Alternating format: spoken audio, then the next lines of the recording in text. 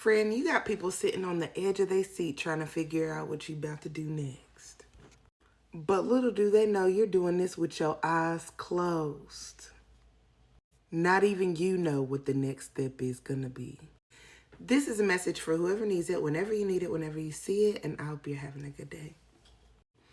You've been on somewhat of a journey, collective, and dare I say, maybe this is even after fighting the battle of your life.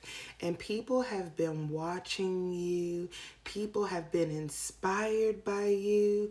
People have been becoming overwhelmingly jealous of you because no matter what obstacles you come up against, you seem to just keep getting better and better and better.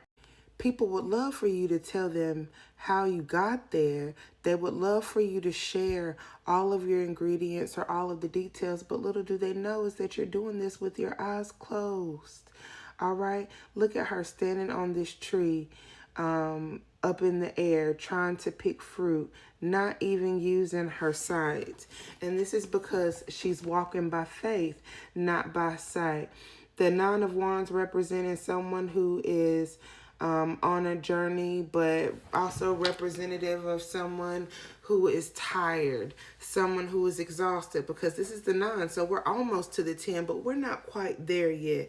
There's still a little bit of work left to do, still a little bit of the journey left to climb or to walk.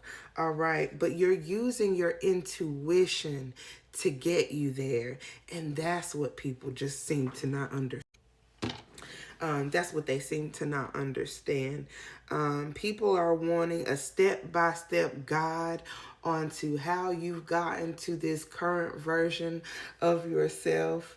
And if you could explain it to them, you would. But this was a day-by-day, minute-by-minute experience. And it didn't happen for you overnight. And even though you're still on this journey, the parts that are coming next for you are still parts that you aren't able to see before you get there. It's giving... you're having to go within, you're having to meditate, you're having to visualize, you're having to look for the signs and the synchronicities. You're having to do the inner work and to study your birth chart. You're having to do the shadow work of the past traumas that you've endured. You're having to revisit and reopen some things. And that is very much Scorpionic energy. In order to transform, you must first realize where you are. You must first experience a self-awareness, and sometimes that can cause a lot of anxiety, a lot of sadness, a lot of depression when you are first realizing that, hey, you might not be where you want to be or where you hope to be, or where someone told you you would be after doing X, Y, and Z.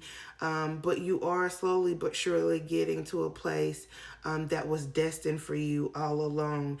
It's just that you aren't using maybe the tools that everyone else has been equipped with, and maybe not even using your own eyes, your regular sight. You're having to use your third eye, your spiritual eyes.